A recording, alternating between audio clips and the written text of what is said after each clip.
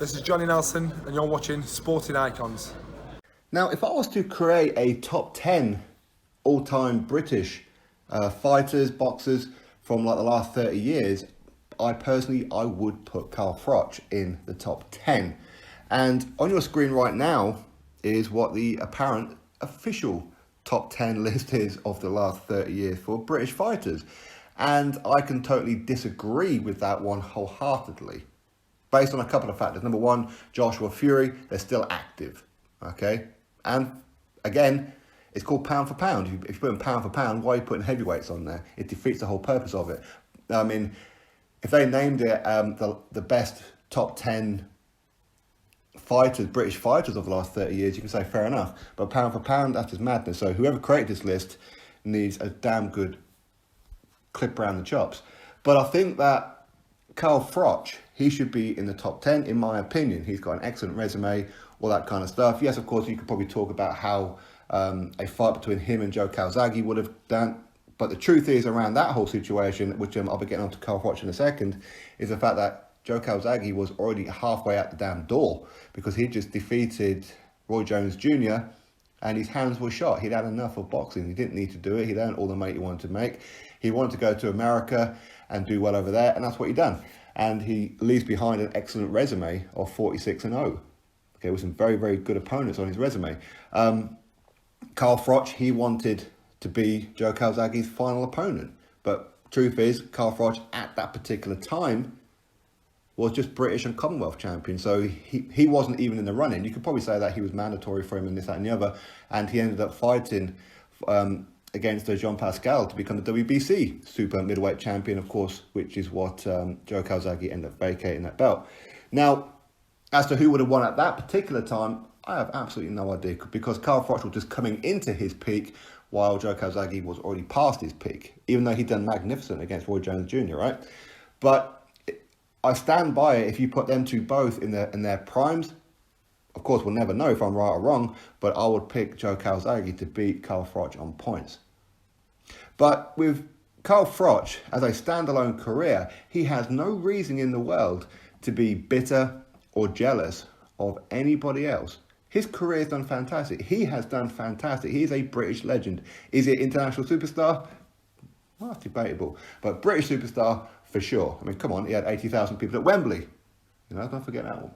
But Carl Froch, whether you like him as a person, whether you don't, when you just look at his resume and his career, it's fantastic. It's absolutely fantastic. And he should be proud of it and not look at what other people have done, not look at what other people are saying about his career. The fact that these other people have not put him in the top 10 British fighters of the last 30 years. I personally think that he should be. But again, that's just my opinion. Because when you look at it with Anthony Joshua and Tyson Fury, they're still active, shouldn't even be on there. David Haye should even be in there of the top 10, arguably. I mean, he did create a bit of a stir, that's for sure, so why not? Duke McKenzie, held to the no. I want to be disrespectful. I think what he'd done was great. But of course, he was world champion of the, was it bantamweight or super bantam? I think it was bantamweight.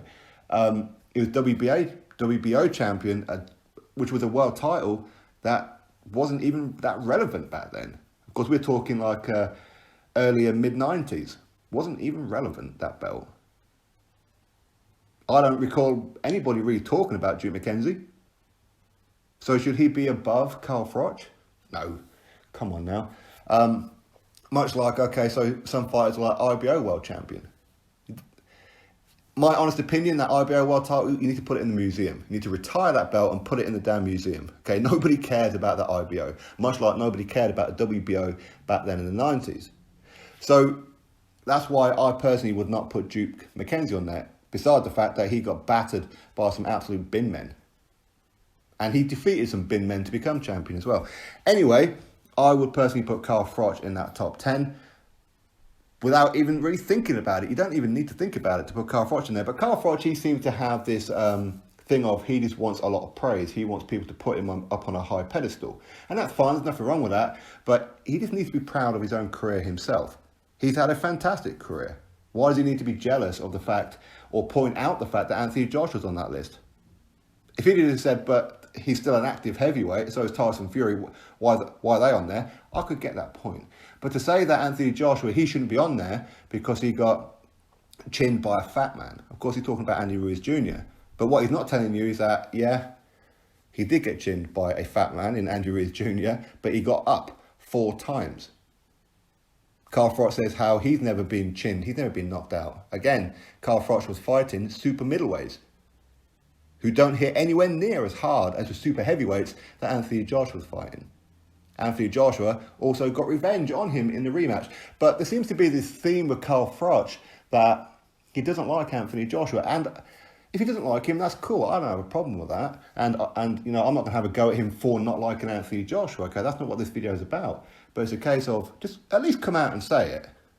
These snidey little digs that he has about Joshua, just come out and say, I'm not happy with the fact that Eddie Hearn, Matchroom in the Sky allowed Anthony Joshua to become a pay-per-view fighter so early.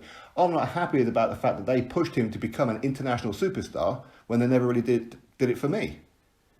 I'm not happy with the fact that he's earning a hell of a lot more money than what I ever did. I'm not happy with the fact that he got a push. I'm not happy that he got 90,000 people at Wembley and I got 80,000. There's certain things I'm not happy about. I'm not happy that his trainer is my former trainer in Rob McCracken. Just be honest about it. You don't have to have these little digs all the time at Anthony Joshua, and I don't know why he does it. As I said before, and I'll keep on saying it, Carl Froch has a fantastic career. And I genuinely believe he's probably a really nice guy. He just comes across as very bitter. He's not too complimentary about many people, and I don't know why.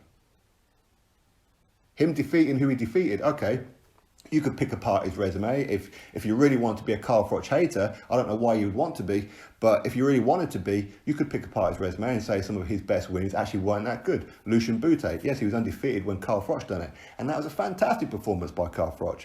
But Bute, he had 6 more fights after he fought Carl Froch and lost 4 of them.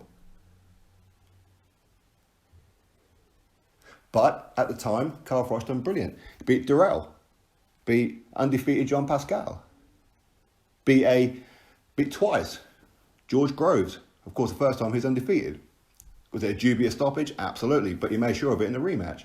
So when you look at Carl Froch, fantastic career. Sure, there were certain fights that he could have took and maybe he didn't, like a James DeGale. But again, similar situation, James DeGale was on the up as Carl Froch was on the out. You could look at it that way. Much like with Carl Froch and Joe Calzaghe. Similar kind of situation. You could probably look at it and say, well, maybe Carl Froch, he could have and maybe should have took on Triple G. But didn't. When Triple G was willing to move up. Is what it is. Of course, there's all kinds of different scenarios as to why that fight didn't happen. The weight being a major factor in this one.